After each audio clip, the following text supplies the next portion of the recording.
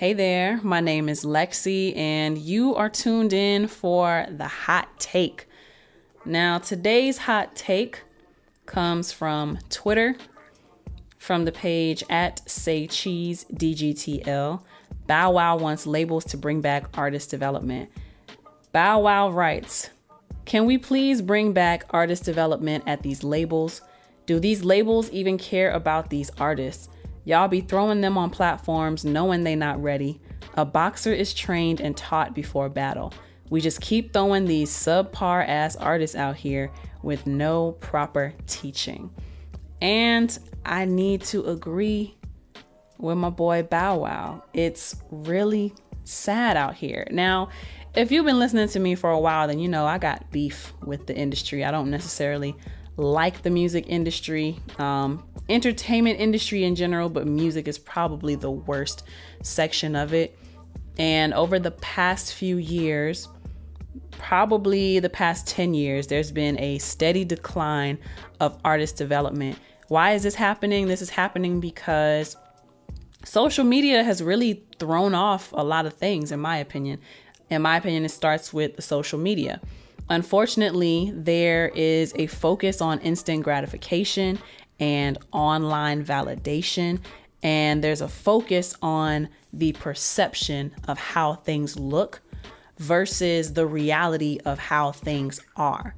And so when this started to become a thing with social media, people only advertising their highlight reels, basically, now what we're seeing is everyone following suit as if like this is the validation that everybody measures their success on now, right? How many followers do you have? How much engagement do you have? How many likes? How many comments?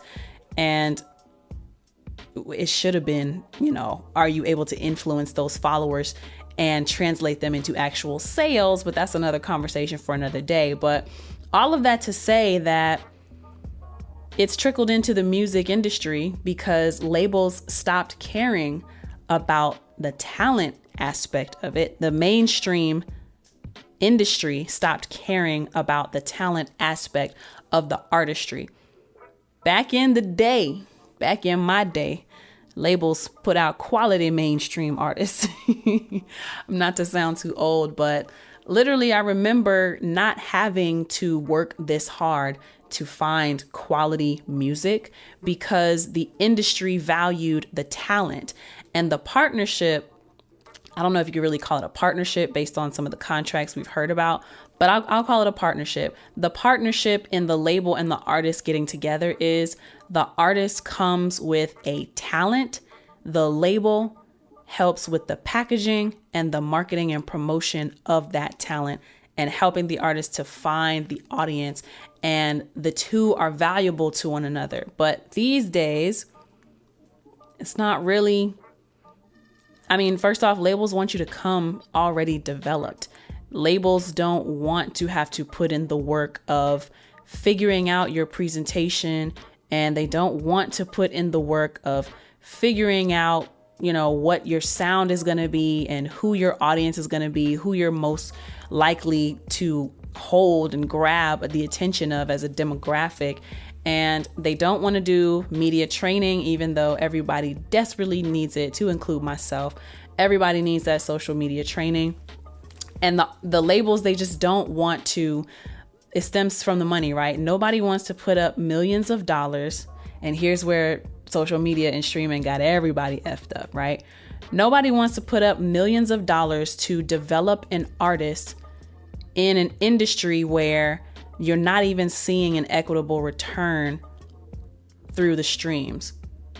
So in a world where 1,500 streams equals one sale and one stream is like a tenth of a penny, what label wants to put up $1 million developing an artist, giving them studio time, giving them a wardrobe, giving them a makeover, giving them writers and producers and, paying all of these people and paying every step of the way, everything that it takes to make this artist packageable and to make this artist marketable and to present this artist to the public. Labels don't want to spend that money and that time anymore they don't want to play that long game because everyone has fallen into the instant gratification mindset thanks to social media, unfortunately. So Bow Wow says, can we please bring back artist development at these labels? You got to think Bow Wow is coming from a time where, and we don't have any Bow Wows. Like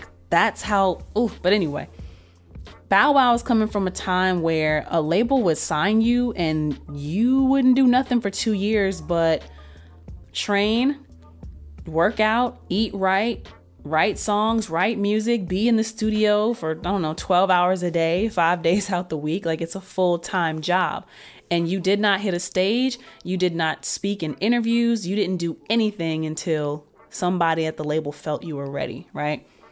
But I agree with him that nowadays anybody is being thrown up on these platforms and anybody is being given an audience, but they're not garnering the audience from the talent. They're garnering the audience from the popularity and then signing these people who are not really artists. They're just popular people or they're popular influences who felt like they wanted to step into the studio one day. And then they're giving them the contract and giving them the machine behind them to further push whatever shock factor this person got viral off of. So labels, unfortunately, are chasing virality. They're chasing followers, even though, like I said, this is an issue of perception. So people are worried about the perception of things versus what the reality is. Anybody can buy numbers, and this is proven. Anybody can buy streams. Anybody can buy followers. You can buy likes. You can buy comments. But for some reason, we keep using this metric, this digital metric, to measure success. And so when you get somebody that they do something, either they're buying the followers, right? Or they do something shocking to gain that attention and gain that popularity.